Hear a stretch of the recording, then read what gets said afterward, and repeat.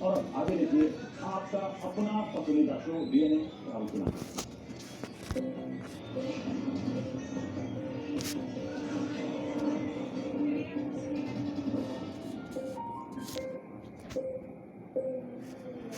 नाम की एक विमान कंपनी ने सेना के एक अफसर पर 5 साल का प्रतिबंध लगा दिया। अफसर का नाम लेफ्टिनेंट कर्नल रितेश कुमार सिंह है, जो प्रतिबंध के बाद अब 5 साल तक हवाई सफर नहीं कर सकते। जिस वजह से स्पाइस जेट ने यह फैसला लिया है, हम उसके बारे में आपको आगे बताएंगे। लेकिन स्पाइस जेट का ये फैसला एक आर्मी अफसर के खिलाफ है। ये फैसला सीधे तौर पर स्पाइस जेट की मनमानी और दादागिरी। इसके डीएनए में आज हम स्पाइस जेट की दादागिरी के खिलाफ मुहिम की शुरुआत कर रहे हैं। हम आपसे पूछना चाहते हैं कि क्या एक आर्मी अफसर पर स्पाइस जेट का प्रतिबंध लगाना सही है? सेना का अफसर या स्पाइस जेट, आप किसके साथ हैं? अगर आप एक आर्मी अफसर के साथ हैं तो क्या आप स्पाइस जेट को अपनी नो फ्लाइंग जोन लिस्ट में डालेंगे? आप अपनी राय #स्पाइस जेट अगेंस्ट आर्मी पर दे सकते हैं। सोशल मीडिया पर जी न्यूज के साथ जुड़कर भी आप इस मुहिम का हिस्सा बन सकते हैं। रात 9:20 पर इस मुहिम पर हम विस्तार से चर्चा करेंगे और आपको पूरा विश्लेषण दिखाएंगे। आज के डीएनए आपको इसलिए देखना चाहिए क्योंकि आज हम भारत पर आए 2 मुहिमों का विश्लेषण करेंगे। एक विघ्न अमेरिका के 50% टैरिफ का है जो आपसे लागू हो गया, और दूसरा विघ्न आसमान से आया है जिसने आगे हिंदुस्तान को अपनी चपेट में लिया। आज आपको पता चलेगा कि जम्मू से पंजाब तक ये बाढ़ ऐसी है जिसमें गंगा जैसी कितनी नदियां समा गई। आज आप जानेंगे आखिर आसमान में ऐसा क्या हो रहा है जिसकी वजह से धरती पर बहुत गिरना है। आसमान में ऐसा क्या हो रहा है कि बारिश जानलेवा बन गई है और करीब आधा भारत डूबा हुआ। मेरे में हम इस बड़ी खबर से आज के विश्लेषण की शुरुआत करेंगे, लेकिन उससे पहले आज की बड़ी खबर नहीं होना चाहिए।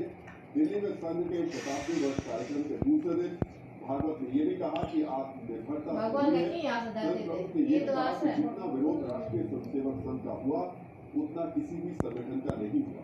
इसके बावजूद स्वयंसेवकों के मन में समाज के प्रति प्रेम ही है। इसी प्रेम के कारण अब संघ को लेकर विरोध की धार कम है। कांग्रेस नेता राहुल गांधी की वोटर अधिकार यात्रा में आज तमिलनाडु के मुख्यमंत्री एम.के. स्टालिन भी शामिल। राहुल की यात्रा में शामिल होने के लिए स्टालिन बिहार के दरभंगा पहुंचे, जहां उन्होंने मोदी सरकार और चुनाव आयोग पर निशाना साधा। स्टालिन ने कहा कि 65 लाख मतदाताओं के नाम हटाना आतंकवाद से भी ज्यादा खतरनाक है। स्टालिन ने तमिल में भाषण दिया जिसका हिंदी में अनुवाद सुनाया गया। आने वाले दिनों में समाजवादी पार्टी के अध्यक्ष अखिलेश यादव और कर्नाटक के मुख्यमंत्री सिद्धरमैया भी यात्रा में शामिल हुए। असम सरकार ने एक धर्म के लोगों की जमीन दूसरे धर्म के लोगों को ट्रांसफर करने पर नया नियम जारी किया। नए दिशा निर्देशों के मुताबिक एक धर्म के व्यक्ति की जमीन दूसरे धर्म के व्यक्ति को ट्रांसफर करने पर कई तरीके की छानबीन स्पेशल राज्य अतिथि के तौर पर बुलाने को लेकर बात जारी। कर्नाटक के डिप्टी सीएम डी.के. शिवकुमार ने बानू मुश्ताक को बुलाने का विरोध करने वालों को जवाब देते हुए कहा कि चामुंडी हिल्स केवल हिंदुओं के लिए नहीं है, यह सरकारी संपत्ति है और सभी के लिए खुली है। चामुंडी हिल्स के ऊपर देवी चामुंडेश्वरी का मंदिर है। शिव कुमार के बयान की केंद्रीय मंत्री शोभा करंदलाजे ने आलोचना की है। उन्होंने कहा कि शिव कुमार हिंदुओं की भावना का अपमान कर 20 साल बाद एक बार फिर भारत में कॉमनवेल्थ गेम्स का आयोजन हो सकता है। प्रधानमंत्री मोदी के नेतृत्व में केंद्रीय कैबिनेट ने आज भारत की 2030 कॉमनवेल्थ गेम्स की मेजबानी की बोली को मंजूरी दे दी। सरकार ने अहमदाबाद को इसके लिए सबसे सही जगह बताया है क्योंकि यहाँ दुनिया का बेहतरीन स्टेडियम, आधुनिक ट्रेनिंग सुविधाएं और खेलों को लेकर दिलचस्पी है। अगर भारत को आयोजन का अधिकार मिलता है तो गुजरात सरकार को जरूरी हो तौर पर एक तरीके से आर्थिक मदद मिल जाएगी। भारत ने आखिरी बार 2010 में कॉमनवेल्थ गेम्स की मेजबानी। राजधानी दिल्ली में एक बार फिर बाढ़ का खतरा मंडरा रहा है। यमुना नदी के पानी में लगातार बढ़ोतरी हो रही है। कालिंदी कुंज में यमुना का पानी खतरे के निशान से थोड़ा सा ही नीचे है। हरियाणा के हत्तीकुंड बैराज से छोड़े गए पानी की वजह से यमुना के पानी में बढ़ोतरी हो रही है। बीते कुछ दिनों से आसमान गुस्से में और आधा हिंदुस्तान पानी में। आसमान लगातार बरस रहा है और हिंदुस्तान बाढ़ में बह रहा है। पहाड़ी राज्य जम्मू कश्मीर से लेकर हिमाचल प्रदेश तक आसमान से गिरने वाला पानी जमीन पर जानलेवा राजस्थान, उत्तर प्रदेश, मध्य प्रदेश और महाराष्ट्र जैसे मैदानी राज्यों में बाढ़ की चपेट में। पूर्वोत्तर राज्यों में भी आसमान से आफत बरस रही है। क्या आपने गौर किया कि इस साल बादल कुछ बदल गए? क्या आपने क्या हो रहा है जरूर जानना चाहिए। मॉनसून की तैयारी को लेकर आज हम जो आपने पहले कभी सोचा भी नहीं। आपको आज हम बताएंगे कि बादलों में ऐसा क्या बदलाव हुआ कि वो इतनी तेजी से बरसते हैं। जमीन पर बारिश की वजह से जो तबाही हो रही है उसकी तस्वीर तो आपको वैज्ञानिक विश्लेषण भी करेंगे। लेकिन सबसे पहले आपको इस साल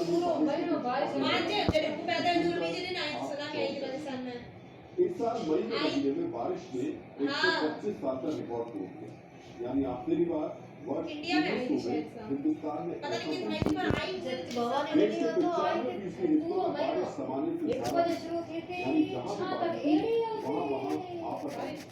इस साल इतनी बारिश हुई है कि गंगा नदी 5 से फर्क इस साल मुंबई शहर में अगस्त के महीने में इतनी बारिश हुई कि 3.5 साल तक से पहाड़ी राज्यों तक सवारी का मंजर नहीं हुआ। ताजा तस्वीरें जम्मू कश्मीर और हिमाचल प्रदेश का आखिरी बार 1924 में ऐसी तबाही हुई।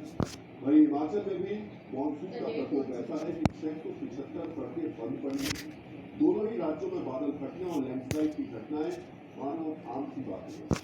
हिमाचल प्रदेश में हालात सबसे ज्यादा खराब है। कुल्लू और मनाली में ब्यास नदी बीते 24 घंटे में ब्यास नदी के किनारे करीब 16 से ज्यादा बिल्डिंग धंस चुकी है।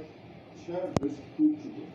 हिमाचल प्रदेश के जो हालात है इसे देखकर तो यही कहा जा सकता है कि टूरिस्ट स्पॉट को राजनीति से उबरने में सालों का वक्त लगता है। चंडीगढ़ मनाली हाईवे का बड़ा हिस्सा क्षतिग्रस्त हो गया है। हाईवे पर ब्यास नदी का पानी बहना, टूटी हुई सड़कों के हालात का अंदाजा इसी रिकॉर्ड को देखकर आप लगा सकते हैं, जिसके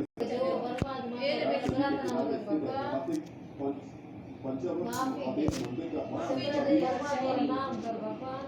साल पुराने महादेव के इस मंदिर में यूं तो लोग आराम से पहुंच जाते हैं, लेकिन पहाड़ों पर इतनी बारिश हुई कि ब्यास नदी की है। कल बहुत ज्यादा पानी था और अभी भी अगर आप देखें तो मंदिर के अंदर आपको यहाँ पर पानी भोलेनाथ का मंदिर है और यहाँ पर आपको कल इसके अंदर गर्भगृह के अंदर कल पानी अंदर चला गया था। बंदोतर का मंदिर है, अंदर चला गया था पानी। बहुत पुराने मकान आप सामने देखेंगे, ये रिहायशी इलाके और इस बीच ठीक बीचों बीच यहाँ पर ब्यास नदी बेहद ही भूख कर यहाँ पर लोगों को अलर्ट था कि यहाँ पर आपको नहीं आना है क्योंकि कभी भी जलस्तर बढ़ सकता है। हिमाचल प्रदेश ही नहीं, उत्तर भारत का